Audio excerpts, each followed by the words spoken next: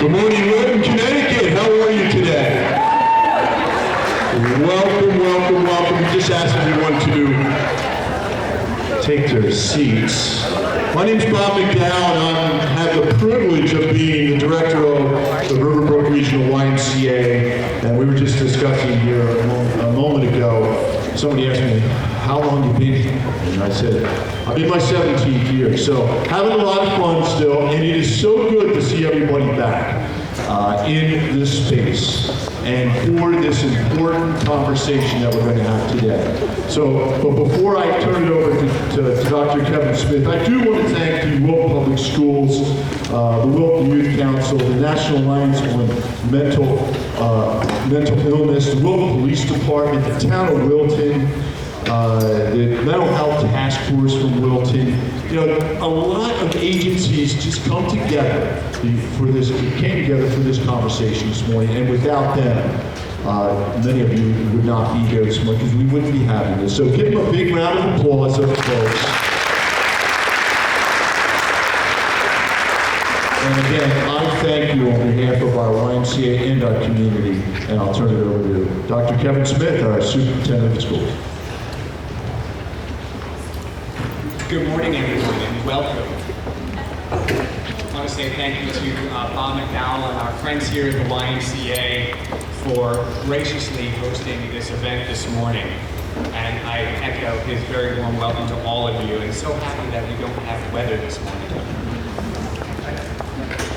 It's really impressive to look out and see so many people come out on a Friday morning and demonstrate such a strong commitment to a conversation on mental health here in our community. According to a CNN poll last fall, the majority of Americans believe that there is a national mental health crisis. Between 2007 and 2019, adolescents reporting a major depressive episode increased 60%. In that same time frame, the suicide rate among 10 to 24-year-olds increased 56%. In 2020, globally, children and adults, anxiety and depression increased 25%. In the US broadly and in Connecticut regionally, we know that the demand for mental health care outpaces the capacity to provide timely treatment. So why is this happening, and what can we do?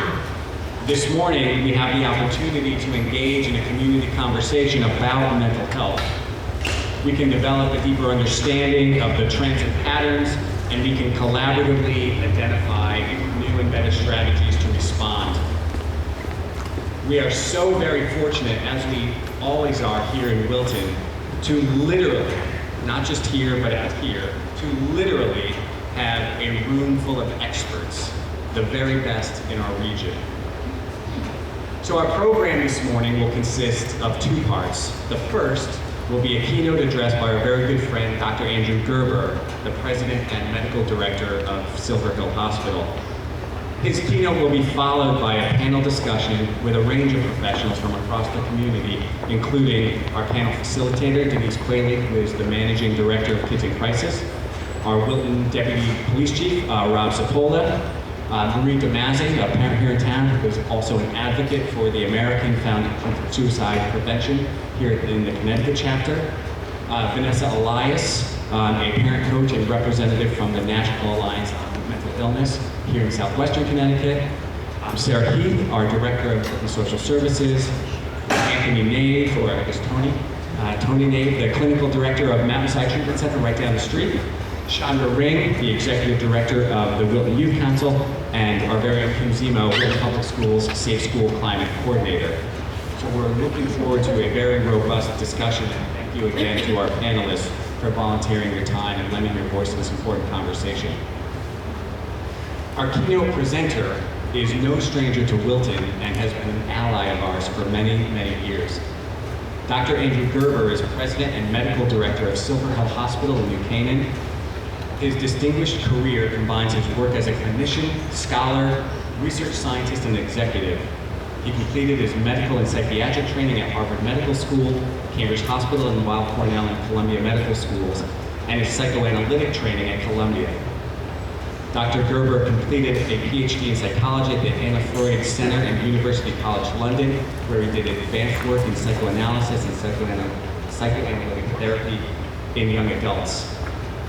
Prior to joining Silver Hill, Dr. Gerber was medical director and CEO of the Austin Riggs Center in Stockbridge, Mass. And among his many affiliations, Dr. Gerber has served as associate clinical professor in the Division of Child and Adolescent Psychiatry at Columbia University Medical Center, and as associate clinical professor at the Child Study Center at Yale. He is the former co-director of the Sackler Parent Infant Program at Columbia University, former director of the MRI Research Program at the New York State Psychiatric Institute, and former director of research at the Columbia University Center for Psychoanalytic Training and Research. He has just a little bit of expertise in the field. So we are so pleased that Dr. Gerber continues to say yes to the call. Please welcome to the podium Dr. Andrew Gerber.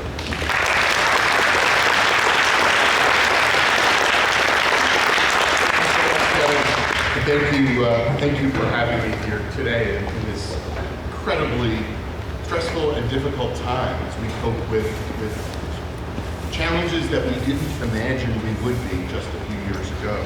Can you hear me okay? Is that okay? Good. All right. Nobody ever says I'm too quiet, so I'm honored to be part of this incredible panel and to be part of an event that obviously shows how much concern and how much thought Wilton and the surrounding region is putting into these issues. So I commend you on putting an event like this together and giving these issues the attention they deserve. As you might imagine, my career has been thinking about these things, and sometimes it gets more interest than others. But for me, this is an issue that in many ways has gone on for decades. Silver Hill Hospital was founded 92 years ago.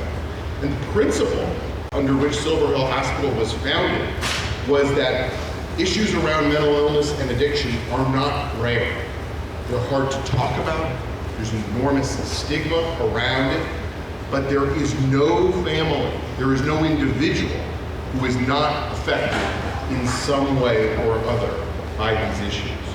So if people aren't talking about it, it's not because they're not affected. It's because they don't have the language. They haven't figured out how to speak about these things or to even understand what they can do to help.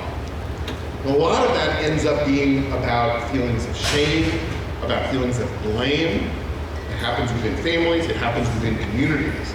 And our job, I think as a panel and as a group today, is to get beyond that. Is to get to the point where we're coming up with the solutions together.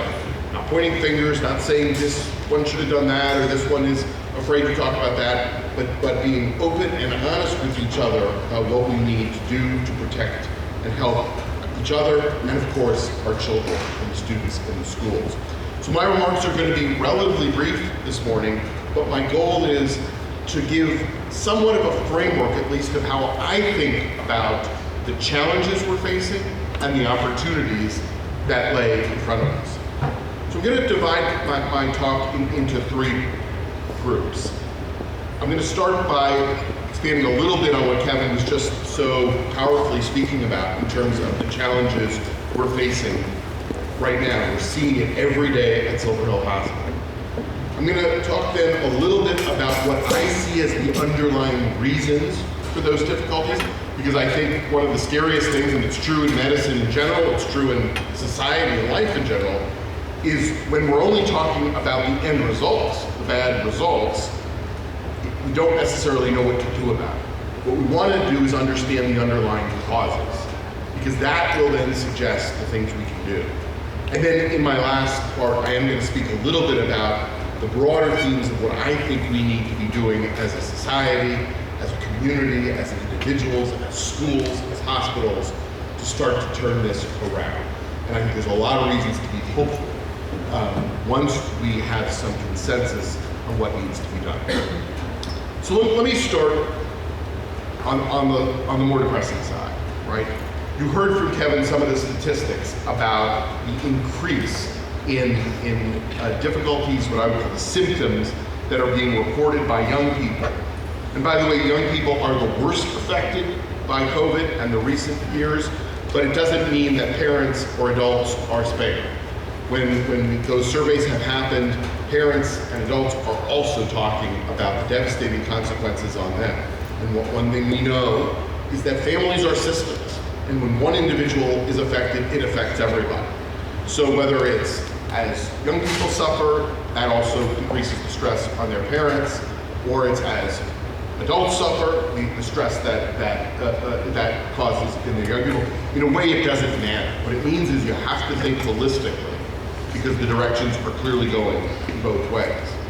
Now, COVID, of course, is part of that, right? We all were there for it. We all remember what this was like for young people trying to work remotely, as parents trying to juggle our lives, our careers, and so on, in a time of uncertainty. And it wasn't that long ago that people were dying with enormous numbers, certainly in neighboring regions, but even here in Connecticut. And thankfully, we've come a long way since then. But we've also had to grieve and give up the notion that we were ever truly going to go back to normal. Right? There was a time I remember vividly where people would say, well, when do you think it's going to be back to normal? We would all, nobody knew, but we would say, oh, I think by April, by June, by October, in a year, 2 years. But I think we've now gotten used to the notion that we are living in a new world. And that has its own consequences. It's not as bad as it was, but the stress is still there. But COVID is clearly not the only issue. And I want to shine a spotlight on two other major components that I think sometimes get a little bit obscure. One, again, will not surprise anybody in this room for me to say that social media is a problem. We are learning more and more every day from the scientific perspective about what it does to the mental health of young people. The data is scary. It's worse in young girls, but it is true in boys as well, that their worlds look different than ours did at that age. We know it was always stressful to be in middle school or in high school or to be a young adult trying to make one's way in the world. But it has gotten harder. It has changed the way they compare themselves with one another. It has changed the way they process information. And these consequences are not going away. I don't imagine there's too many of us that if we could wave a wand and make it disappear, we would, but we can't. And we've got to figure out how we're living in this new world with these powerful forces. What can we regulate? What can we restrict? What can we change and alter by having public conversations and then speaking truth to power, whether it's the politicians or the major media companies and so on. But I want to mention another one because it's sometimes harder to talk about, but I think we have to put it up there with COVID and social media, and that is cannabis. We live in a different world now. We live in a world where cannabis is not only legal in the region and now in Connecticut, but is vastly more powerful than anything that we were aware of decades ago. And the consequences for our young people and their brains are tremendous.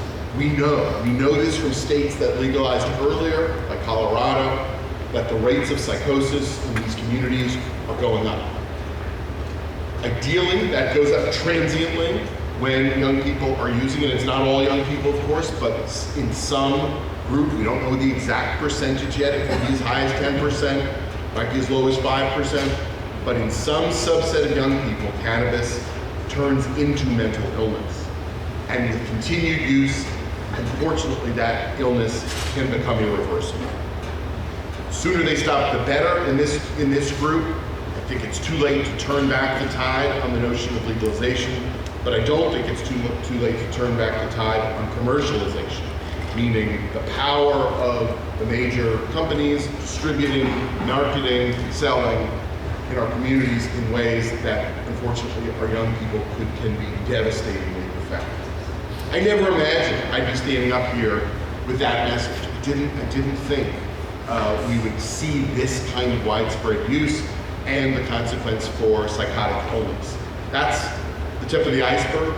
Increasing rates of depression and anxiety linked to the changes in the brain due to high potency cannabis are there as well. We've got to talk about this and we've got to figure out how to protect our young people. So I doubt any of the things I'm saying are shocking to you, but I lead with it because these are some of the enormous challenges we're facing. I want to speak though a little bit about cultural issues. Because I think there is a pessimism within our society today that I hadn't seen earlier in my life or career, and which I think as adults we can put a little bit more into perspective. But for our young people, and I have 2 teenagers at home, that pessimism, I believe, is toxic. Pessimism isn't a new idea. You can go back centuries. Even the romantic movement of the 19th century had an intrinsic idea that society was in decline, society had moved away from nature and so on. So it's not a new idea. But there's a new edge to it, and I think that edge is fueled by what goes on in social media and what goes on in politics. It's a sense that our institutions themselves are crumbling. A sense that our government, our schools, our churches and synagogues, the glue that used to hold society together, controversial, yes. I don't say any of these institutions were ever perfect. But the decline in confidence, and this shows up in national polls, I believe has an effect on our young people. And when they then hear things, real things, like worry about climate change, worry about the economy, worry about war in the world, they don't have the institution to put their faith in that these things are going to be adequately addressed. And I believe that in a very fundamental way, I told you I wanted to talk a little bit about root causes and not just symptoms, that we have to think about what that means to grow up in a world where the message you're getting, maybe from your parents, maybe from your schools, but maybe just from the news, is that there is no place to turn where you can truly feel protected and that you can have confidence that the future will be better. So what does this end up meaning? It means that the world starts to be very confusing. That there's choices today, and some of those are good choices, right? There's ways in which things have opened up for our young people in terms of their gender identity, in terms of their options. But that's also frightening for them. There were unseen advantages to the narrowness of some of the past that our young people are coping with today. And there is no right or wrong answer. In fact, I'm sure in this room we disagree on some of that, and that's okay. But the question is, how do we convey to our young people that there is a structure around them that will ultimately give their lives meaning, that things will get better for them, that they will have options, but not so many options that they get lost. And I think, and that's different for different kids, and that's different for different families. But I think our job as adults, as educators, as professionals, is to think about how we're going to do that and be helpful to them. So let me segue now into another issue, which I think is crucial, because it's one that I think can often divide or confuse us, but one actually that I believe ends up being simpler. And that's the issue around our healthcare system and what needs to be provided. We have a healthcare system in this country that, from the perspective of someone who works within it, and pretty much everybody I know who works within it, is unquestionably broken. It's some combination of an open market, but restricted in many ways that essentially disempowers the people who need better healthcare, and disempowers a lot of the providers who want to offer the best healthcare. It's mostly run by a for-profit insurance industry who face the pressures that all for-profits face from their shareholders, from the people demanding profits. And by the way, these companies are making cumulatively billions of dollars. And that pressure is to keep costs down. The problem is that there's also a pressure to look at short-term costs. So if your short-term goal is to keep the profits high, you are incentivized to refuse care, to limit the amount of care that is coming to those of us in need. Now, it's hard to do that for them around things that have physical manifestations. So when they see a broken bone or a growing tumor, right? It's not great in that area, but I will tell you that the reimbursement rates in the medical, non-mental health specialties outstrip those in mental health significantly. I imagine heard the term paradigm. There is a law in this country, federal law passed in 2008 that said that insurers, and that includes the federal government, but certainly includes all commercial insurers, cannot create rules that put barriers in place for mental health that are fundamentally different than the rules they would put in place for physical health. It doesn't even say how much they have to spend. It doesn't say they have to fund everything. I like that, but that's not what the law says. The law just says we have to treat things fairly.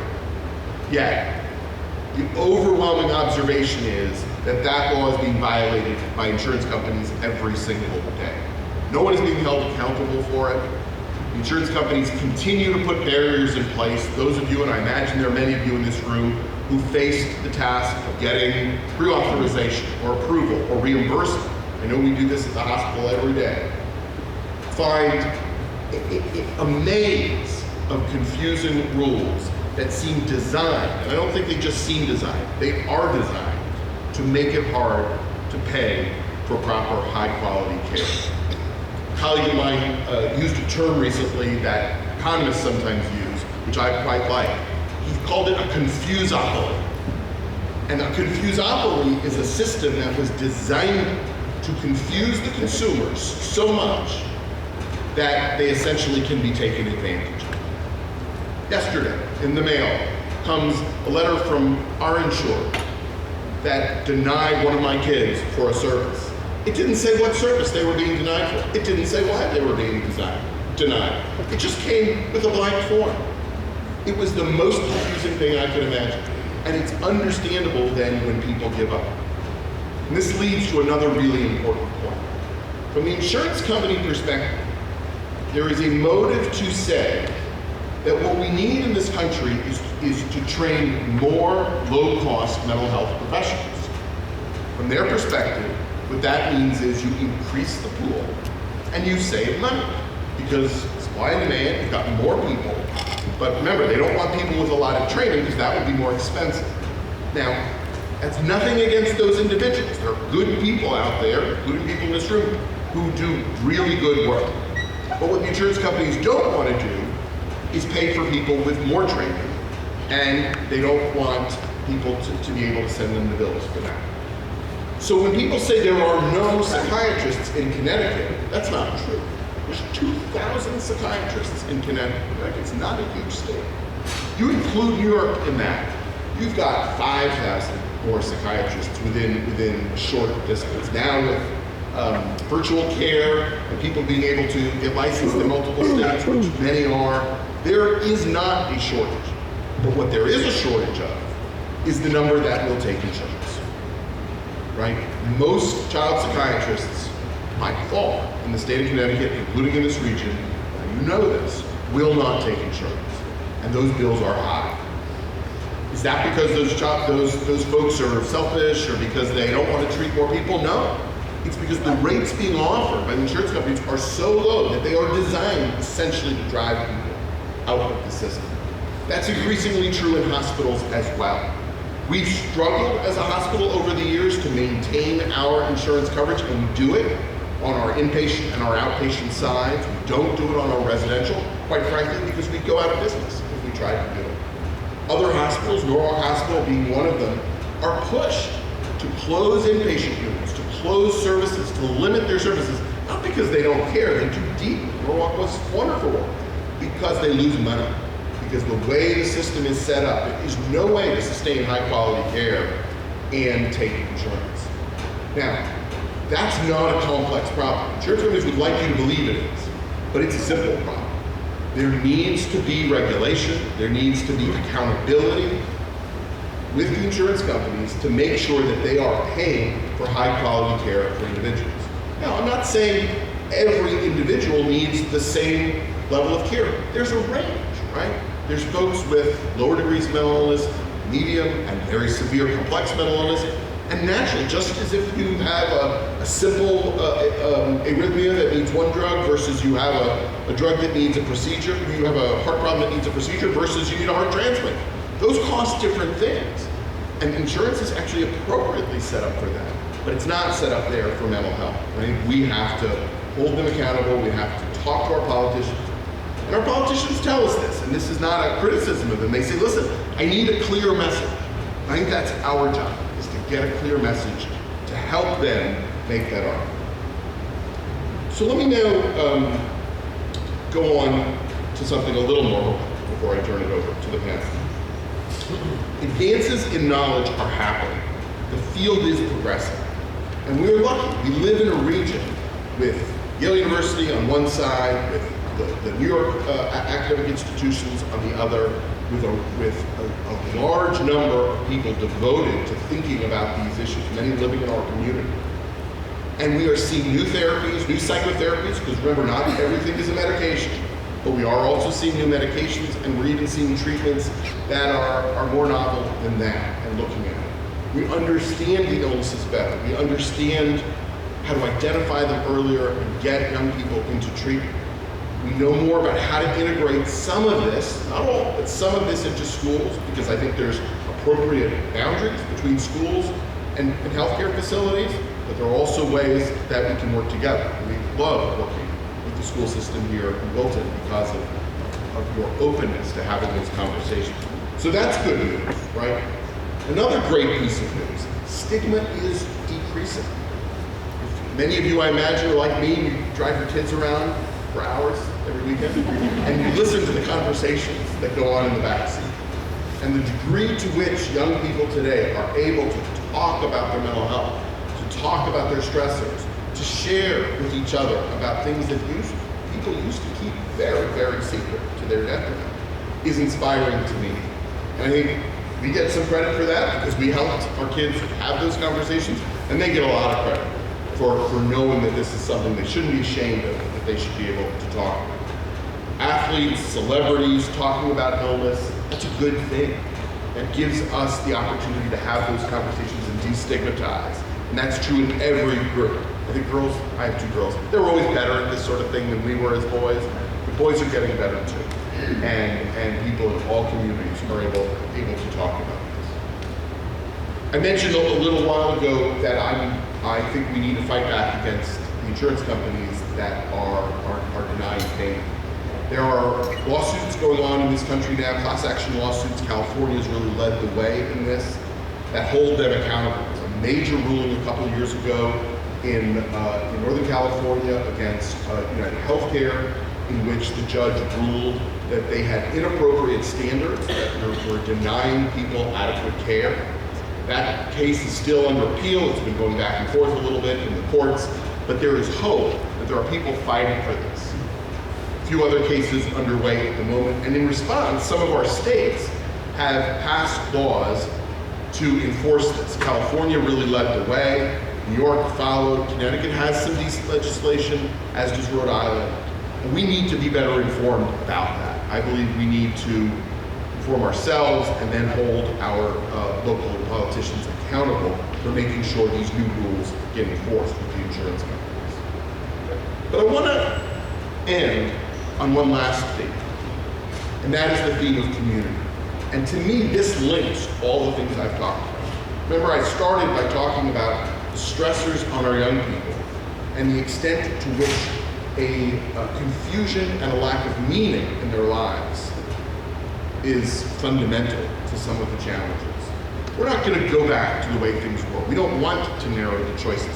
We don't want to change the way our institutions, in a way, have started to revise themselves. But we do need to offer them a safe, unified view of what the community looks like. And I believe that we have an advantage here at Fairfield County, because we have 10 outlets. We have towns like Wilton, and New Canaan, and Weston, and Westport, and Darien, and Ridgefield, that are of the right size to do this. That they're places that we can come together just like we're doing today and have these conversations in a way that ultimately our children will feel held and understood, and they will derive meaning from them. I'm a little biased towards New Canaan because it's where I work, but I will tell you, I have been inspired by going to the different community organizations in New Canaan to talk about a new program that we have called the New Canaan Urgent Assessment. If any of you have heard about this, this was something really conceived of by a group that includes the town government. Bethany Zara's here tonight, Kevin Moynihan, our first selectman, and several others. And they said, what can we do as a community? And they put ARPA money behind it. It was an unknown at first, but it's a service that now offers free assessments within 48 hours for any individual who lives in New Canaan. And we've now done that since July. We've seen over 70 individuals in it, and we see them of all ages. We see them with all sorts of difficulties, all the way from mild to more severe. And the fact that we've said, you don't pay a dime, right? Now we do, by the way, charge the insurers, but we cover everything else. So there's no copay, there's no deductible, there's no, well, it has to be pre-authorized, this or that. We make sure that the funds cover all that. And that's removed a barrier, I believe, that has fundamentally changed the calculus of people willing to come forward. It will not surprise you to hear that about half of the folks we've seen so far are adolescents. They're people often referred by the schools or by their families. There's some wonderful groups. The Moms of New Canaan is our #1 referrer after the school system, right? This is a service that people are using. You include young adults, sort of 18 to 25, it's another quarter. We do see some who are older and some adults, but our children, our young adults, are really the ones who are stepping forth and saying, we need help. I believe this is a model for a wider regional effort. We have some interest from Weston. I happen to live in Weston, and I can tell you it's a smaller community, but I think it's going to be joining as well, hopefully in the next few months. And I do hope other communities like Wilton and Darien and others join us as well. This is not about Silver Hill. This is not about New Canaan. This is about our young people. This is about how do we offer them services that are not confusing, that show our unified approach in making these things happen. We're lucky. We live in an area that has a lot of concerned people. Just the fact you're here today. The people on this panel, right, as you heard from Kevin just a moment ago, whether it's NAMI or AFSP or the Y or other institutions, I think it's our job to come together, be strong for each other and for our young people, and pave the way for better treatment for mental health. I'm really excited to hear your questions and to be part of this great panel, and I thank you for having me here today.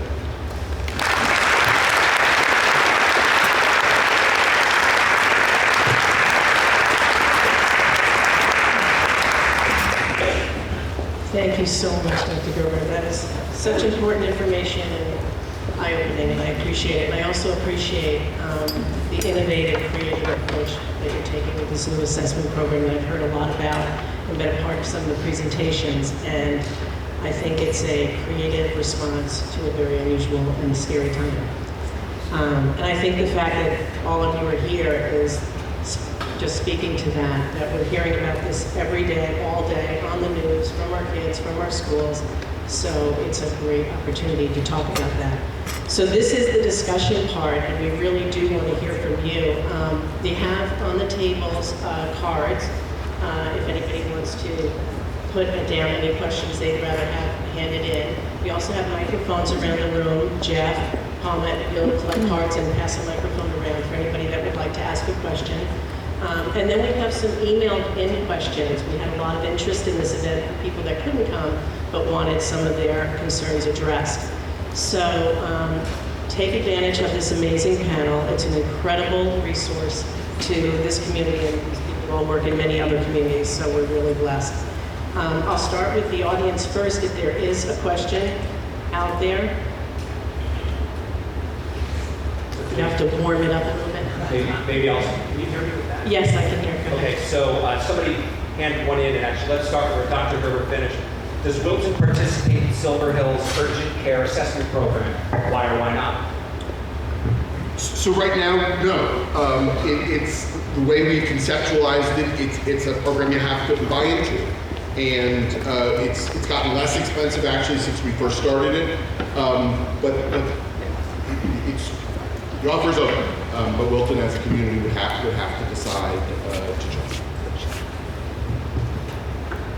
Thank you.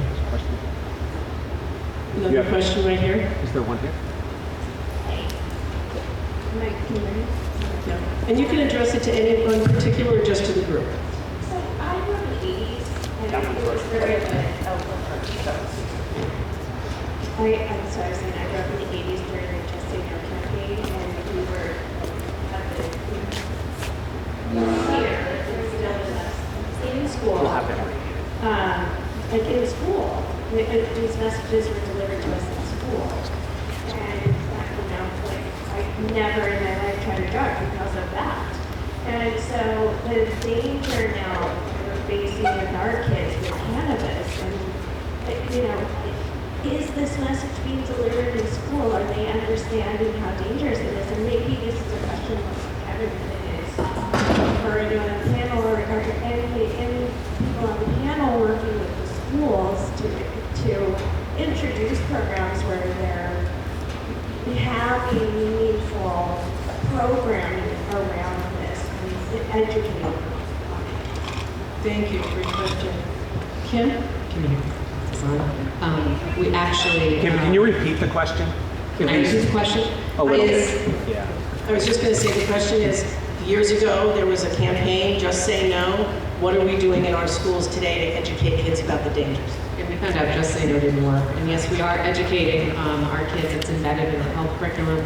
We actually partner with Southern Connecticut State University, tobacco training specialists. We have health students, public health students that came in actually this week at high school to do a workshop in our health curriculum around vaping and cannabis. So it is something that kids are learning throughout the curriculum, and using outside agencies as well as training our staff on the latest. Things are changing so quickly, so keeping everybody up to date in terms of our campus supervisors, administrators, in terms of the new tools, what to look for, signs and symptoms, etc. That's in high school or they start in middle? It's in middle school as well. I'd also like to add that Wilton Youth Council in January ran a program on cannabis as a parent education program. So it's a little different than what you asked. It was for parents to learn, all of the information on new legislation and changes versus what we grew up knowing from cannabis, how that has changed. And that a recording of that event is available on our website. So please feel free to check it out.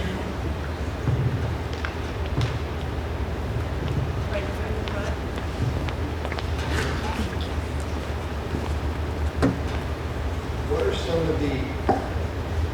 are some of the methods that are working in reducing stigma? Because that seems to be the biggest thing that I find in my research with student athletes. Is the number one reason they will not ask for help is stigma. Second is they're unaware of the resources that they have. And I'm really interested to know what works with stigma. Does someone want to take that? Dr. Berger? I'd love to hear from the panel. Yeah. Right. Is this thing on? So stigma across the board, no matter who you are, we really just have to talk about it. You have to be comfortable talking about it. And so I'm on this panel because I have a lived experience. I lost my brother when I was 9 and he was 13. And it was not expressed as a suicide. It took years later to even be comfortably to talk about that, even within my own family. I'm the most vocal of all my family members about it, and it took years to get there. I thank the AFSP for that. They helped me find my voice. I haven't stopped talking since. It's been 10 years and sharing my story, but my kids are very comfortable talking to me about it because I'm very open about my brother's struggles, my personal struggles, and that's really, we have to be open and honest and just start talking. And if they're comfortable enough talking to you about it or other people, and if their peers are given the right tools, the more we start talking, that stigma is going to go further down. Actually, one thing that we often hear is that the person who's holding on to the stigma is looking for someone who looks like them to speak up. And I think one of the biggest challenges has been to find the right people to stand up so that everybody in the audience then says, wait a second, that person's just like me, and they're willing to talk about it. So I'll tell you one of these examples. So I grew up like a lot of boys watching a lot of sports, right? And the fact that we now have major athletes standing up and talking about this, I think is profound. One of the ones that's very near to my heart is CC Sabathia, right? CC Sabathia was an incredible pitcher for the Yankees. Got up, came to Silver Hill, talked about it openly, got up and talked about his addiction and his mental health difficulties. There's a new organization that's out of Nashville that's linked to the NFL Hall of Fame, to Hall of Fame Health. And they have NFL players get up and talk about their mental illness and addiction. And it is amazing. You go to their website, you'll see Charles Haley, right? You see these Terrell Davis, these amazing athletes, right? That sort of archetype of masculinity in some, at least when you're a boy and you're watching the NFL, talking about getting help, crying in front of the camera. And I think we need to do more of that. I think having folks like Michael Phelps or like Simone Biles talk about this is helpful. I'm not saying it should only be athletes, but I think that makes a big difference. And I would add to that, I think role model closer to home. I think parents that are addressing their own mental health needs or relatives or parents that are demonstrating what they're helping maybe their parents dealing with. I think role modeling good mental health at home has more impact than parents give themselves credit for, and that's a part of it. I know we're talking about mental health, and there's a lot of professionals up here who prefer direct clinical services. But I think too, even in our family systems, we can model how to get support from community supports. You know, talking about community earlier, shifting. What is the community? Where do we point that out? Where do we go? If the kids are curious about curiosity or sexuality, where can we go for pride events? Where can we go for families here, right? For support for family members? We can model that. If we see people struggling with mental health. So there's different levels of defense, right? We can start with community supports in the early go. We can start with, we need clinical assessments for more clinical in-depth work, but I think there's just different levels. And being able to model that as parents, aunts, uncles, grandparents, whatever that is to an extent, coaches, teachers, of us going to get our own support needs, because kids are modeling and imitating is the biggest way to learn. That creates curiosity to explore these resources, have interest in it, develop it, secure their own identity. What do I need? Because I see it around me happen all the time. Question in here? Yeah. So you touched on it just a minute ago when we talked about our health systems and our families. I feel like sometimes we're talking about our kids, but our kids are like the canary in the coal mine. Our systems at home are kind of unhealthy. I worry about our parents. I worry about our communities. If our children are suffering so much, our kids are suffering. They're in crisis. If our kids are in crisis, our adults are in crisis. And the adults were probably in crisis before the kids were. But the kids are showing us where our communities are. And we're putting a huge amount of effort, yes, and time and money into where the crisis is. You know, the House Square, Sturgeon crisis, and we're putting all our effort in there.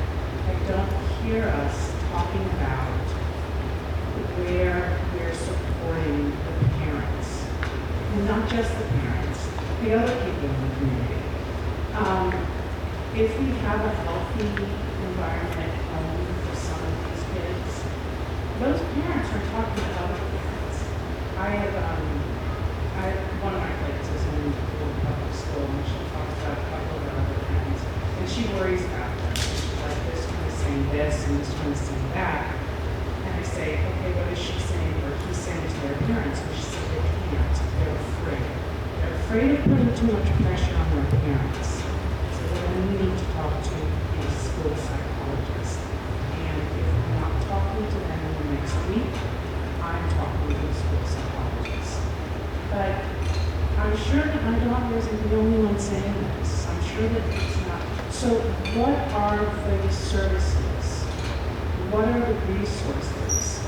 And how do we destigmatize this for the moms and dads, uncles, aunts, grandparents in our communities, or just the neighbors?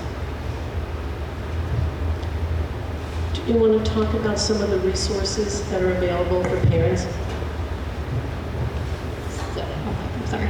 So Kim and I were actually touching base on this morning about how it's almost, I want to say, I don't want to sound like shit, but the stigma's an onion, right? There's all these layers that if you peel back, and there's all these resources, and a lot of what the mental health task force was trying to find was a place for all these resources that you all know where to go and access them, because there's many that are even free available. So if you're not familiar with the Hub CT, they bi-weekly offer a free QPR training. So QPR is like the CPR and suicide prevention. It's the question, persuade, refer method.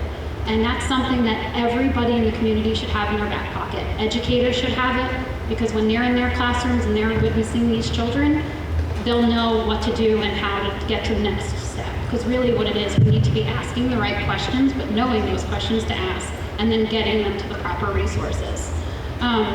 So the Hub is one of them. The AFSP offers a ton. They can even bring things to our communities, to our schools that are age appropriate at every level. The AFSP can even go down to Miller Driscoll with Gizmo and Gadget, which are the dogs that teach kids about mental health. But then there's stuff that parents can access. If you look around this room at all the resource tables, they're all out there. It's just a matter of knowing where to go. Trackside Teen Center just started their resource page, which has a lot of the resources I've just described, but there's a lot out there that we can get access to help. And I think once we as parents start talking to each other, we all start to feel less alone, find more resources within each other. I would add to that again, using other communities. We are rich in resources right in our immediate area. So, for example, youth mental health, first aid, and QPR training are offered throughout all the communities we're in. You don't have to just wait till it comes to Wilton. They've just done one in Darien. The school has done QPR here in Wilton. Many of the towns are doing it. There's some online programs. Maybe Gaga's Foundation just started a new, it's a 90-minute online program that you can do about helping to be an identifier of your child's mental health needs and what to do about it. So there's some resources out there, not only in Wilton, but other communities. Kim, are you going to say something? And also NAMI. First of all, just to mention the Hub, they were to be here today, but they were ill, so weren't here. But definitely look up hubct.org. Their weekly newsletter has tons of information in it, and their website. Highly recommend it. And NAMI Southwest Connecticut .org is a website where you can go and find support groups. So there are the NAMI PAN support groups, which is the one that I've been running for the last 8 years, which is for parents of kids with mental health, emotional, and behavioral struggles. It is on Zoom. There's also one in every Wednesday that's run out of Westport at 10 a.m. on Zoom, and now the second Thursday of the month at the Darien Youth Depot, there's an in-person one on Thursday at 10:30. Those are for parents of kids that are struggling. And in those meetings, when we do our check-in, they're confidential, safe spaces for you to come. And we have an agenda and a program that we follow. And one of the, in check-in, we talk about your name, your child's diagnosis, if they have any, and what is your most pressing issue? Because everyone's had a journey, but what can the support group help you with today, right now? And then the last question is, what do you need for you? And like you said, if a parent isn't okay and can't show up for their kids, the kid can't be okay. And we don't think about it. So often I've heard, I just need my kid to be okay. You can't actually control that. But you can control that you're okay, that your cup is full, so that you can way that you can help your child. So you're absolutely right. And then the other support groups are for family members over 18. I will mention there is a family to family which is a 12-week class starting on March 11th in Greenwich in person for family members, partners, friends of people who are 18 and over who are struggling with mental health issues. And all of it is free. That is the thing I have to say. Just like Dr. Gerber talked about, and many of us know, nothing in mental health comes free. And so, except for, obviously, some of the support groups you've learned about. Someone's raising their hand. Hi. Do you have a question? I just have a comment, which I love seeing off. I'm Bethany Zaro. I am the Director of Human Services for New Canaan. And it's so great to be here today, seeing all this empathy, compassion, and interest. And what we see at Human Services, there's always the Human Services Department to call to get all this amazing information. The resources are there, and I know, Sarah Heath, she as a director, she has all this information. What we have noticed with Human Services in New Canaan is the support from the higher up. The first select person is the person that has the power to be able to promote all of this. So we're all here today, we're preaching to the choir. We're preaching to the strength that a community has within, but it takes being up at the higher level, the town council, the board of finance, the first select woman, the first select man, to be here supporting these initiatives that the individuals in the personal small towns, they need the support from higher up. They need the support whom they have voted for to represent them. And without that, we can't get these budget line items going. Kevin Moynihan, our first selectman, the fact that we are partnering with Silver Hill for this urgent assessment program, paid for by that town, within 48 hours, someone who is in need of help can get help. A family can get help. The police know about it. The EMS knows about it. The schools know about it. It's all the community working together to get that person or that family that doesn't know about it and to feel the support from the community that the community is giving to this person to get help. And so I feel like we need that on top. And so when I hear all the wonderful resources that we're all in touch with, but the community effort starts at the top. So I just want to say,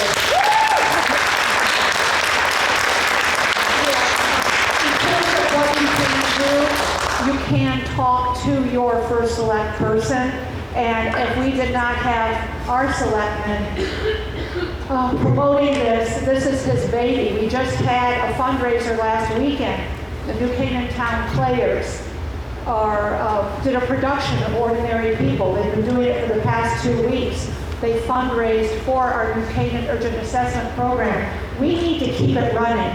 We don't have the funds at the town level, at the municipal level. We can get to the funds, but we also need funds from other areas. So we would love for another town, or 2 or 3, to pay into this program so we can offer it to the community, not just New Canaan, but to everybody around. So that's my soapbox comment, but I love this is all happening, so thank you.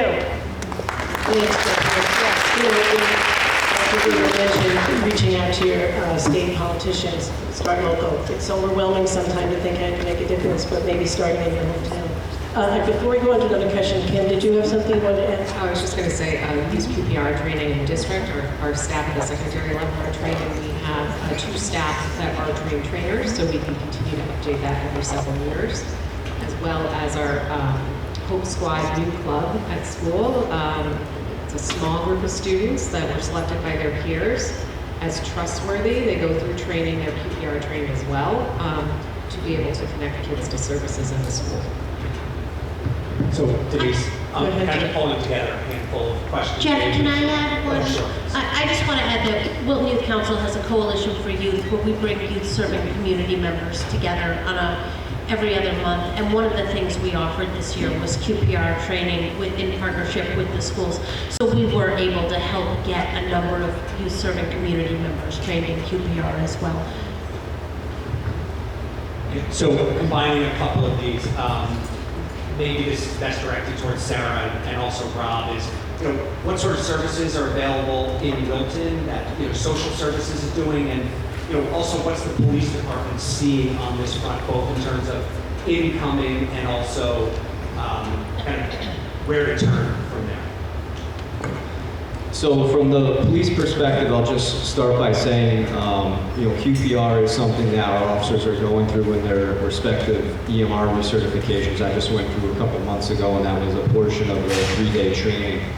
On top of that, our officers, about 86% of our patrol division at this stage is trained in crisis intervention. It's a 40-hour training where they go over recognition of mental health issues, with the ultimate objective and goal is when we're responding to these situations, when someone is activating 911 for the police to respond, it's generally a crisis emergency type situation. So we want to ensure that our officers are prepared and trained to respond to these situations wherein we can have safe resolutions for the client, the officers, the community as a whole. On top of that, also having the tools in their tool belts where they can make the appropriate referrals to get that person long-term sustainable help, whether that's through our local social services. Sometimes if it's someone that is immediate harm to themselves or others, we have to transport them to Norwalk Hospital. But also engaging other resources that we have at our disposal. The Franklin S. DuBois Center we use, which is based out of Stanford and a subset of Demas. I liken it to the extent when we deal with domestic violence and we as the police respond. We're there to make things safe, hold offenders accountable in that situation, but where the parallel is, we're also there to bridge the gap between us as the police and those resources that are available. And I'll let Sarah speak to some of the local resources. With social services, we're available to anybody in the community that has any sort of need. Obviously, not everybody comes directly to my office, but anybody is welcome to come to my office and to our department. We have a new program called the CAP, the Community Assistance Program, and it provides 2 families each week direct counseling with Positive Directions. I hope you're all familiar with Positive Directions. It's a nonprofit counseling agency in Westport, and they will see 2 families a week that are going through a hard time, that need counseling for themselves, for their child, and it is free. So we are paying for that, and they will continue to see either those 2 families, but they can see up to 2 families a week, but that's on a continuing basis. So if a family starts with Positive Directions, they can continue with them. They will work with their insurance company, they will work with social services if they need help paying, and a sliding scale if that's appropriate, and then still be able to take in 2 new families every week. So we're very glad to have that offering. At social services, we also, with our youth services coordinator, or with myself, or we have another licensed social worker in my department, we can meet with anybody that's going through a hard time. We can do in-the-moment crisis counseling. All 3 of us are state licensed. And then we refer out. So whether we're referring to the program that I was just talking about, called the Community Assistance Program, directly linking somebody within the week to an appointment at Positive Directions, or helping them find an appropriate therapist, which is really difficult because anybody that's ever been in therapy before knows that it's that connection, that relationship that is going to bring any sort of change to that individual. So we work very hard to make sure that person, that family, seniors also, we're part of the senior center is my department, and we want to make sure that we're making appropriate referrals that anybody might need to community sources. And then, as I said, we will pay for it if anybody is unable to pay, if anybody is going through a difficult time. We have lots of resources, which I'm happy to get into, probably not today, but if anybody is going through a hard time or knows somebody that needs help, please send them to my office, or they can contact me so that we can help them. And is that Positive Directions based in Wilton, or do they have to go to Westport? So there's 2 ways. Positive Directions can meet with them directly in their office in Westport. It's straight down the road, right on Post Road West, their office, or they can have a remote or virtual session. Thank you. And on the website? you have all these resources? So they can go to the social service website? Yep. Great. Hi. I am also here from the neighboring town of Weston, and I think it's tremendous that you have pulled this program together to have such a wide turnout and level of engagement and interest. I actually wanted to, Dr. Gerber mentioned, one of the points that you mentioned was legalization of cannabis. I'm one of the volunteers of the local Nursery Council in Weston, and it's one piece of this mental health conversation. I feel like if there's a fire and you're sprinkling a little bit of water here and a little bit of water here to try to extinguish the fire, what do you suggest, or what have you found to be some more effective prevention strategies, given that cannabis is not legal? The adults are consuming it.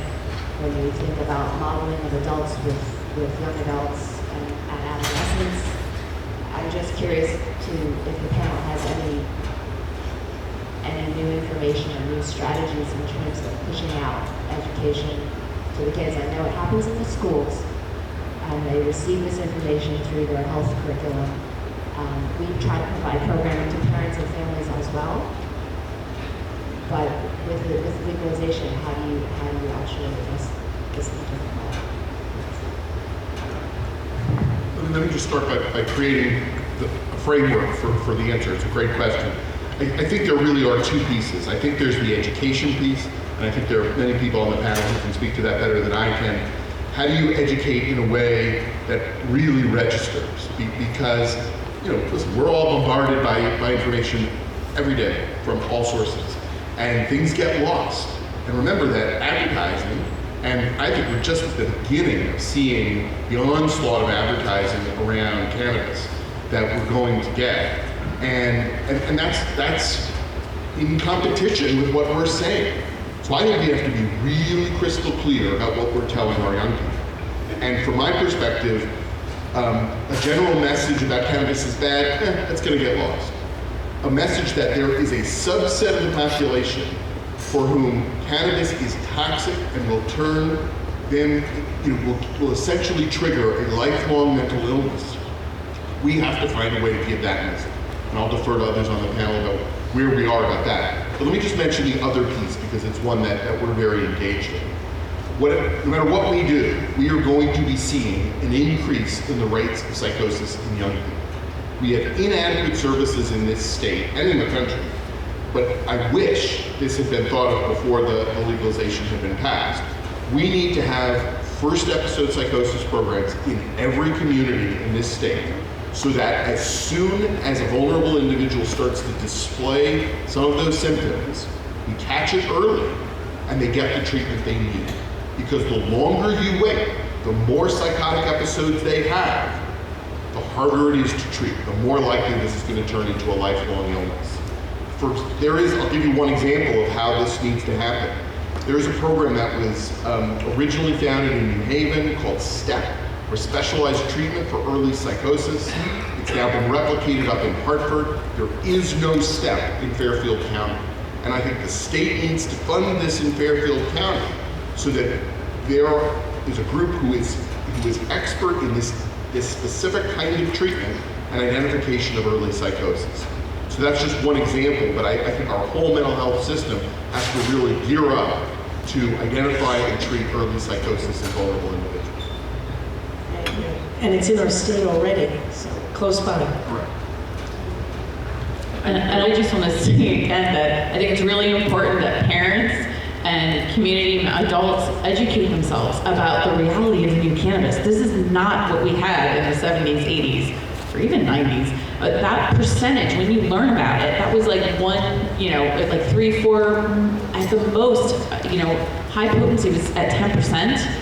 This stuff that's out there now is like 65, 75, 80, 90, 98, I think are the dabs, or 99. It's an entirely different beast. It is not the pot that we had, okay? So I think educating that to our children is really important, and educating ourselves so that we understand this is not the same, oh, I did it. It's not, this is and as Dr. Gruber said, this is an entirely different world that they're growing up in. This is an entirely different reality. So it is not, okay, because we did it. And so watch that, the panel that Chandra mentioned on cannabis that Wilton Youth Council and other organizations put together. Watch it. It's great. I think also too, we need to recognize that during adolescent development, we're going to take risks. Like, we need to take risks. We're programmed to do that in order to reach our full potential. So I don't think you can fully stop someone from experimenting, right? But it's being open and curious, whether at dinner conversations or with peers or at games or with friends, to talk about, let's recognize our kids are smart and they have their own goals and they're all going to surpass us, right? So the conversation more about, hey, if you're stressing out, I know you weren't thinking about experimenting with me, but here's the consequence. Here's how it's going to get away of your goals of trying to get to that school or to that team or to this, right? It's individualizing the conversation. And I know we were talking before about what social media, the impact has. And what social media's impact is a flood of uncertainty, right? So sometimes taking the approach of just say no or just don't do it or don't just creates more uncertainty. It has a self-fulfilling prophecy almost, where you're going to go experiment with those types of drugs that do work in soothing you. They just have tons of collateral damage, right? So it's being able to stay curious, individualizing what your kids are working on. Hey, this is how we get to win, right? This is how it's different. This is how it's going to get in the way of you trying to do that. And keeping those conversations going. And I think even from the last panel discussion on talking about cannabis, this idea that either substance use or mental health is separate it's an old school thought process. It's not reality. Substance use and mental health impacts the brain similar. It's all mental health. And this idea of co-occurring disorders being this parallel process that you kind of treat them separately, it's not. The real word is comorbid. They feed each other. So if someone's struggling with anxiety, depression, trauma, uncertainty, and they think that drinking or smoking is going to help soothe that, yeah, it does in the moment, but it's also going to make your anxiety, depression worse over time. Right? So it's recognizing that they are progressive of each other and then have more individualized conversations as we go on. Thank you. In addition to the parent education panel that Wilton Youth Council offered on recreational cannabis, we're also working on a postcard that will go, designed by a Wilton Public School student, that will be sent to public school students at an age-appropriate level, obviously, with both resources and facts about cannabis, so that we can help provide and reinforce the messaging that they're hearing in the school. And then one of the things we've also heard is that students, even when they recognize they have a challenge, like so many of us, they aren't sure where to go. So in addition to this, to educating them, we're going to provide resources that they can look into. Obviously, we want them to be turned to family, to schools, to that trusted adult. But if they're gathering some information to be able to get help, we'd like to help get that into their hands. Thank you. I just want to circle back to one comment the Chief mentioned. Could you share just a little bit, because it was a question someone sent in, about how the SRO service from the police department and the schools works with some of these issues as well? And what schools are in? Sure. So we have 2 school resource officers. One of them is assigned to the high school, and the other one covers all the lower schools. When they come in on a respective day, the first thing they're doing is looking through our calls for service as a whole police department for the last 24 hours and identifying anything that may have impacted a school-age child. And if they have noticed something like that, they're certainly embedded in our schools where they can make the right contacts, whether it's a school psychologist or people they work with daily, to make sure that the person's getting help or at least having a watchful eye on them if something happened in the home or something that would be of concern. Thank you.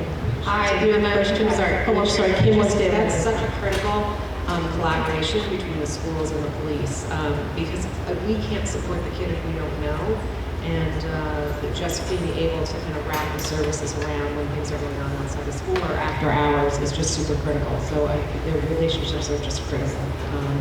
It's really, really positive for our students and families. You know, while you're on that topic, though, Kim, another service in the school you might want to mention is Teen Talk, because it's a new addition. Yes, we have a full-time Teen Talk counselor at the high school, and he will also be helping with some of our attendance intervention across the district. and that is a position of social worker who is placed in the schools from Kids in Crisis. They have a model where they place social workers in schools. So they have offices in the school, they support students and families, but they are employee of Kids in Crisis. So it's another layer to offer support to students and families outside of our own clinical staff, and then can help when things happen after hours on the weekend. And we have direct access to all the services that Kids in Crisis offers, which is a large continuum from individual counseling to a 24-hour hotline and respite services. So that's been another key addition. Can you have a... It's funded through the board and outside grant. Okay, and we can introduce Cassandra if you want to say hello. Cassandra's your new Teen Talk counselor.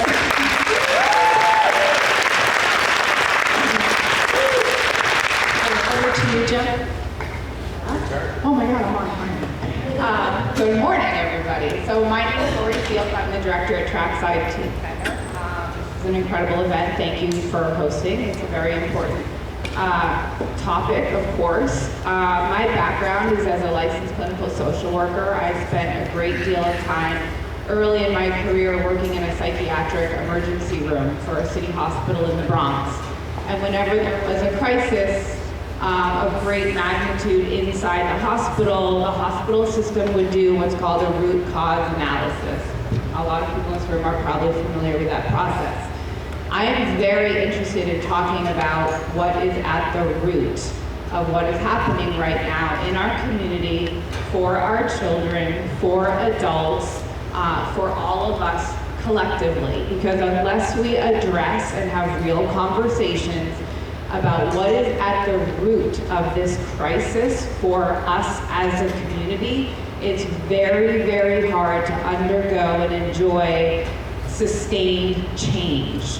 And I think that's what all of us are here to try to problem solve, is these resources that we have in this town are incredible, and everybody has stepped up, to a huge degree what we're doing to support our kids and to support adults.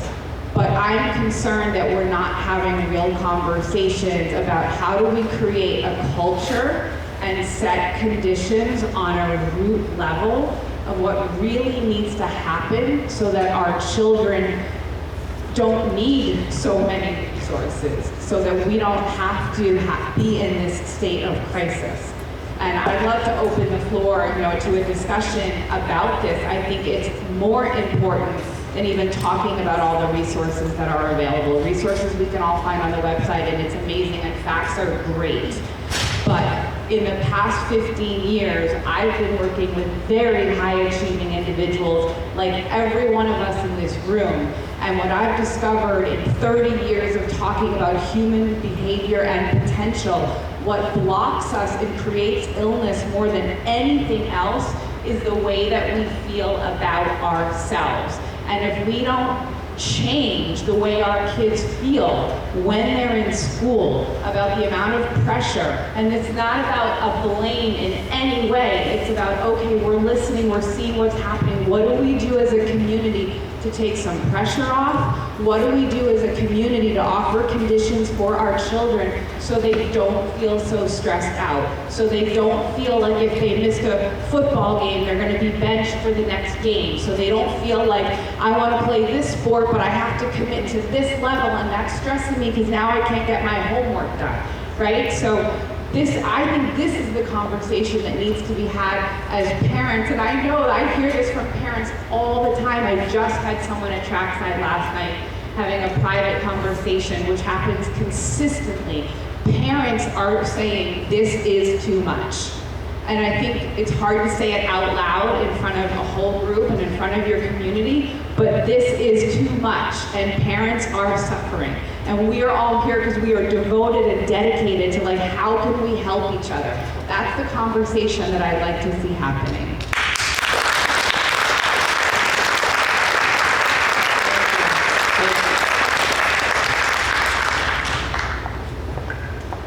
I actually wanted to just follow up on what Lori said. I'm Deborah Liss, I'm a parent in the town, but I'm also a public health professor and researcher. And I've had this conversation conversation with almost everyone on the panel and many people in this room.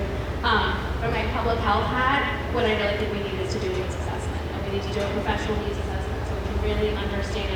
We know the big picture nationally, we know the big picture in the state of Connecticut, but we really need to know what's happening in our town. And we really need to have an understanding of the specifics of who's at high risk in our town. We know there are special groups that are particularly at high risk around mental health issues, but we really need to have an understanding specifically to our town, what's going on in Wilton. And so I would love to throw it to the panel. I know that many of you have had these conversations, but as we talk about needs assessment, you know, who do we think should be doing this needs assessment? Where would the funding come from? We really need a professional level needs assessment to best understand what we can do to get at some of the root causes that Lori just mentioned and understand how to move forward as a community to make sure that we're meeting the needs of those at highest risk. We certainly know that this is a crisis, but we want to make sure that we meet the needs of everyone. So I'd love to hear sort of some discussions and thoughts on how we can do that. So the question would be, does anyone know if there's a current movement towards doing a survey or needs assessment for the community, whether it be the school or the town? A lot of towns do these surveys to obtain funding. There's some federal grants out there, particularly for substance abuse, that require a town be surveyed. So I don't know if anyone has any information about that. So I'll just speak, and I know it was asked earlier regarding a question directed towards me about what we're seeing in town here. And I can speak to the police department perspective in terms of our calls for service that we would classify as crisis intervention calls. In 2022, we had 74 such calls for service. Now, when I say 74, there's a couple caveats to that. Those are not unique and distinct clients that we're dealing with. Sometimes we are dealing with the same person multiple times throughout the course of the year. In addition, there's other calls for service that we respond to that may have an underlying mental health or substance abuse element to it. Domestic violence, could be a larceny, shoplifting complaint. Those get classified separately. In terms of the breakdown, in terms of what we saw in 2022, from an age demographic perspective, the highest age bracket was 38% of those calls were 20 to 29 years old.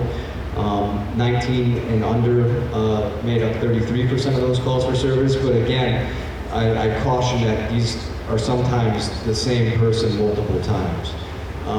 Regarding what we're doing in the community, and I only know of it on the peripheral because they've engaged us in terms of looking for some of these statistics that I mentioned.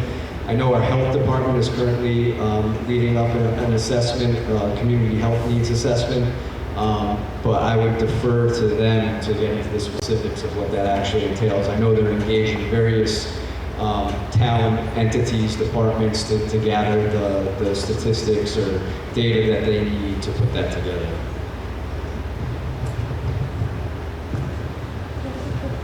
Go right ahead. Would that include 211 calls? Because I know that would go to agencies. So a family in crisis that would call 211 for an adolescent or another family member that is not included in that? Right, so if 211 is contacting us because of the conversation that they're having, which happens from time to time, then that would include it. But if it's just directly handled by 211, no. What the numbers that I speak to are calls for service that come into our dispatch, whether usually via 911 or sometimes our non-emergency line, where we send officers to respond. This might be a good time just to mention the texting hotline. Is someone going to say that? Thank you. So in case you're not aware of what 211 is, so that's a crisis hotline that you can call in crisis, and now mobile crisis unit, they'll actually come to wherever you are. And I can speak to the fact that they will literally come wherever you are in crisis. And then 988 is also a phone you can use by phone, text, but that'll get you right with a counselor. So whether you're in crisis or if you're with somebody that you're concerned might be in crisis, they'll get you connected to a counselor and they can assess the situation and refer you and tell you the next step. So definitely keep 988, teach it to your kids. My kids know it. They even the symbol, like the blue box. They see it everywhere. They're like, Mom, your hotline's right there. I'm like, oh, it's not my hotline. But yes, I'm glad that you know. So 988 is really Thank you, go ahead. Hi, first of all, thank you. I think it's extremely important for everybody here to have this information. A little trouble hearing. Sorry. Well, first, in relation to, I'd like to reinforce the incredible importance. We were talking about cannabis, I would say it, and how its use is going on and how it has changed. Because for kids, for teens, for kids, it's being legalized. Come on, it's okay. So I think the more information we can get in facts as to show what this use, what is happening today is really important. So that's the first. But the second, what Lori Field said, I think it's really important. Creating the culture, talking about mental health, and in this case, I'd like to talk about the schools here, for example.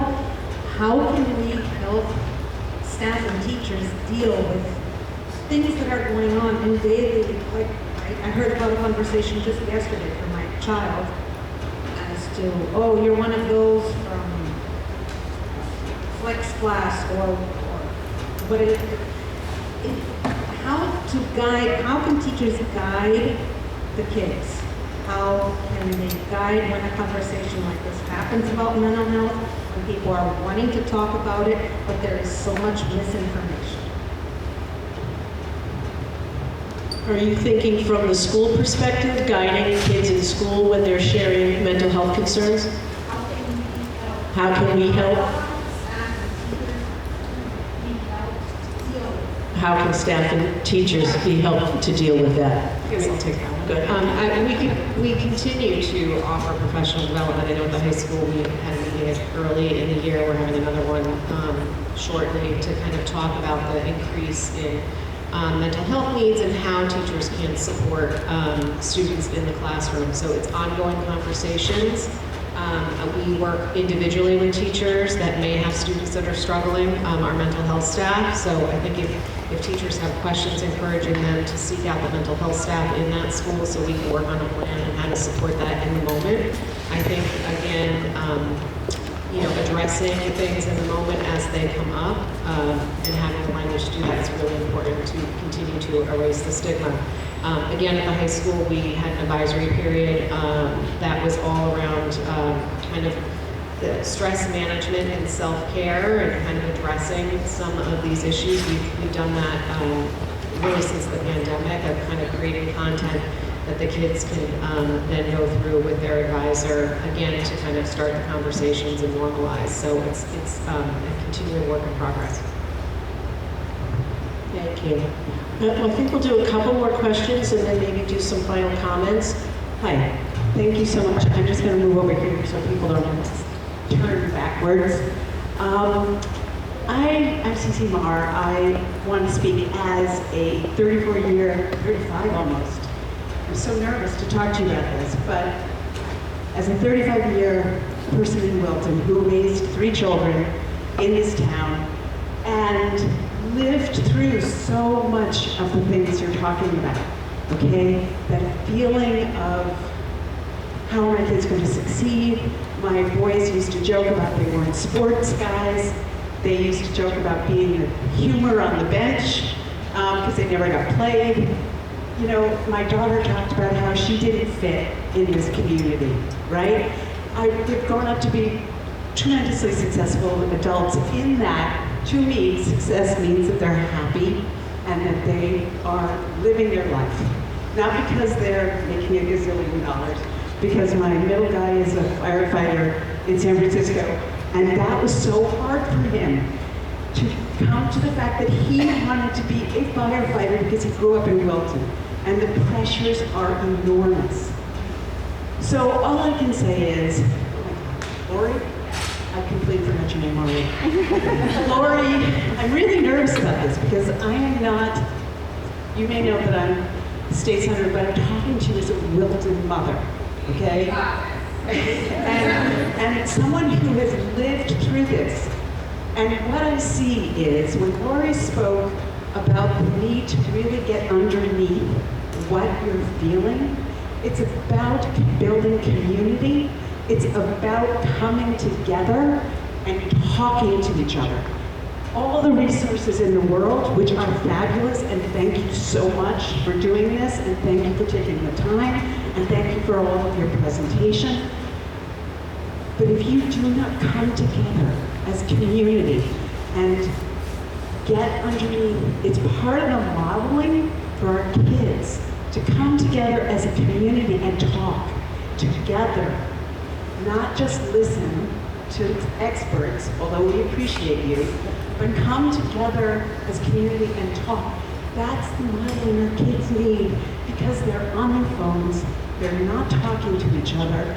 They have dealt with so much, as you all know, as you have. So when Dr. Gerber spoke about the fact that it was not just about the parents, about the kids, but about the parents, when Lori spoke about getting underneath the surface and talking to each other, if nothing else comes out of this, if you all could put together roundtables or groups of coming together on a weekly, monthly basis, so you get to not only know each other, but share.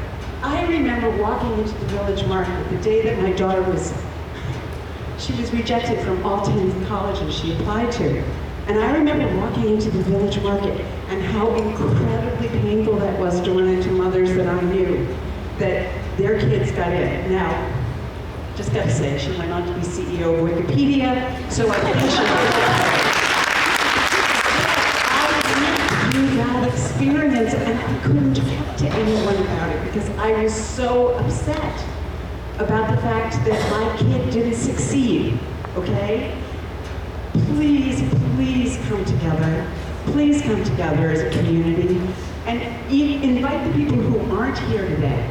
Invite the moms who might be at work and couldn't come. Set up roundtables, set up groups, come together, talk about the things you're afraid of and the things that you feel that you're lacking, because by modeling that for your kids, you will help them. Along with all of these other resources, you will help them, okay? And I'm also saying this because I'm a social worker, and so, you know, I've worked a lot. I've worked in psychiatric hospitals, I've worked with families, whatever. But my point is, all of this informs me to say this.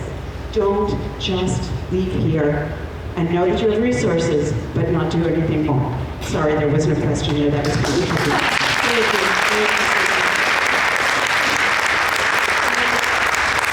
We'll do a couple of final questions right over here and then get some final comments. Go right ahead. Jeff is driving. He did his run this morning. I usually don't need a microphone to talk, but I will.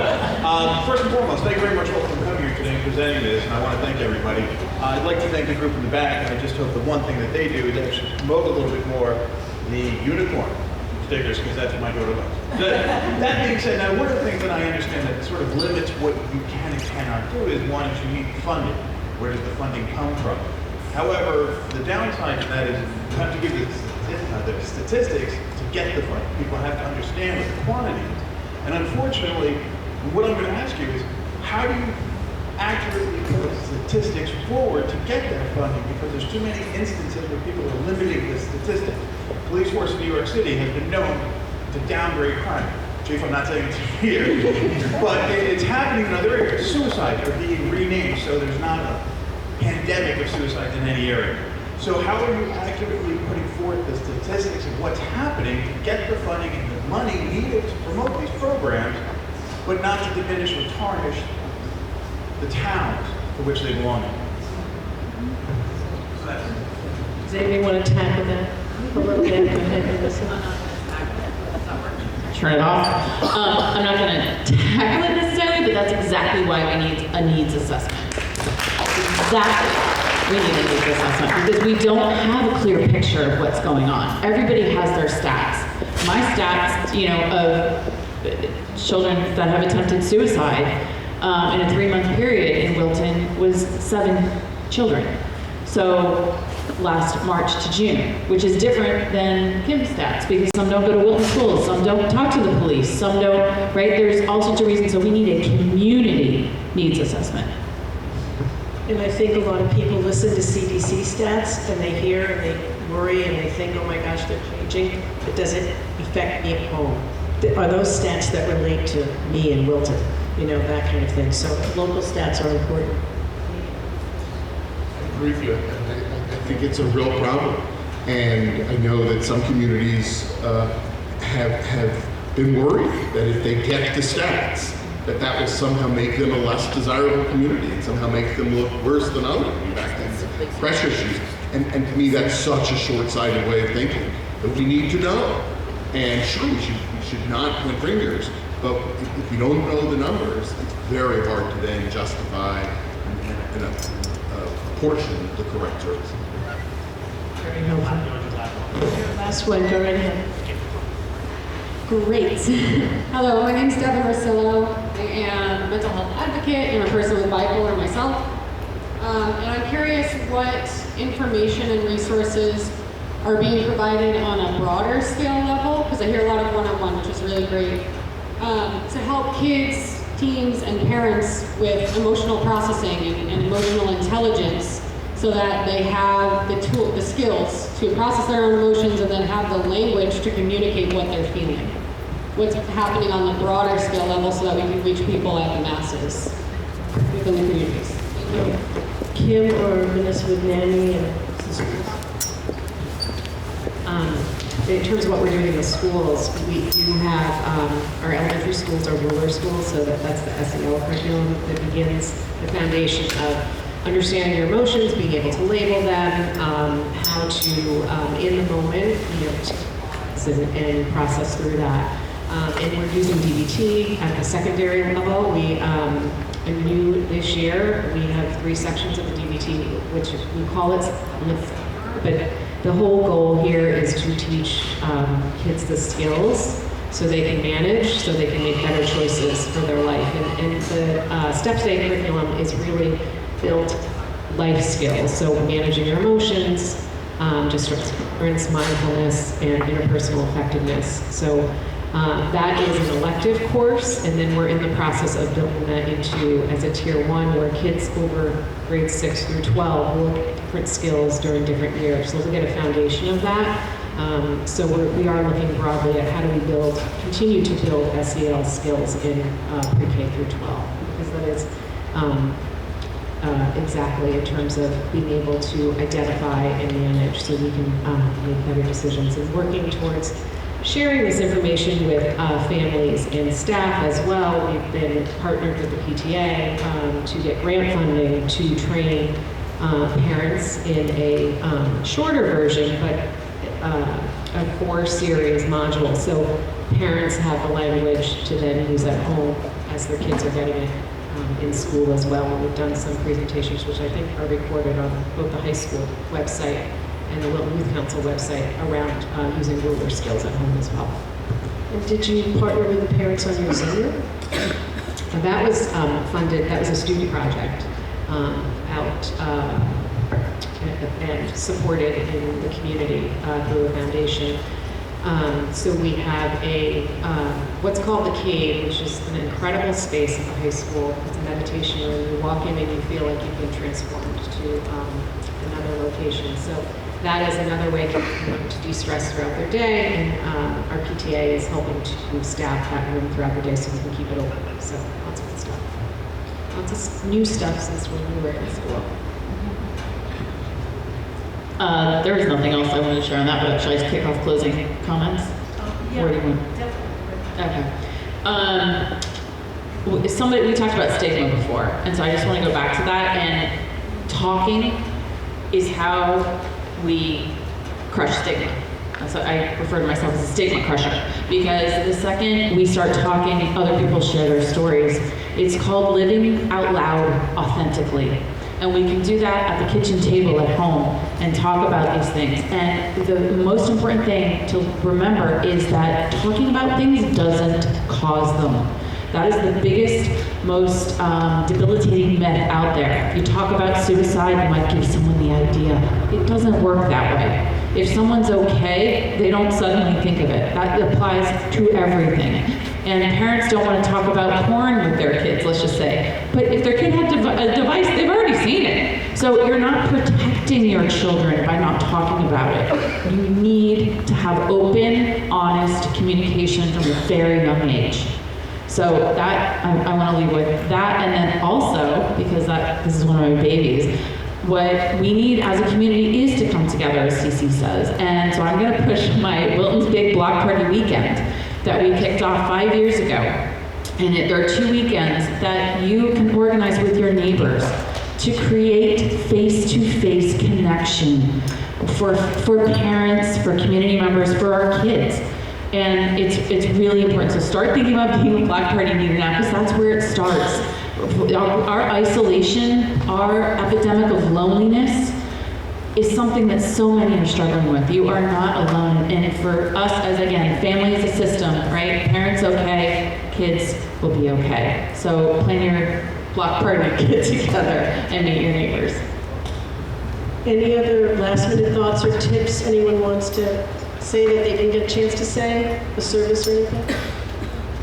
I think you're doing it just by having this session and having all these different voices.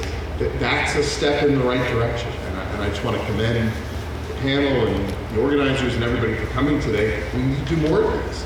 So I look forward to being part of it whenever I can be, and really thank everybody for doing the right thing. Thank you.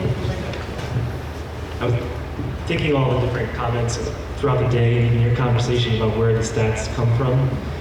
I'm going to nerd out because there's a history part of me from a long time ago too, but Lyndon Johnson started a program for community centers where the money went directly to the community center and bypassed the government. Right? So if you want to start getting together to advocate and get together as parent groups or communities and things like that, you can advocate to your local governments and then federal and state. Can you send the money directly to our task force that's going to do a needs assessment for our community? So those are the ways that you can try to do that. And you can use that money and consult with professionals and do all that thing, but at the end of the day, it's your brand. So the trust behind those numbers for the community is going to be backed by you because you're part of the community. I don't know if that's helpful or not, but it's an uphill battle, but that's the way to go. I want to thank everyone and thank all the organizers and the panel. What an awesome, awesome job, a great opportunity to come together.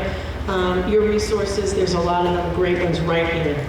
Right here. If you have questions, need help, have concerns, this is a great group to start with.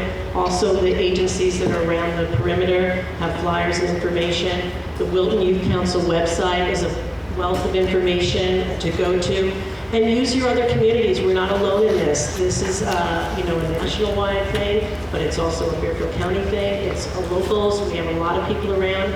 There's events in every other community that are supporting these issues too. I'll mention one. In May, there's an author coming to Darien who just wrote a book, The Emotional Lives of Teenagers, Raising Connected, Capable, Compassionate Adolescents, May 10th at the Darien High School.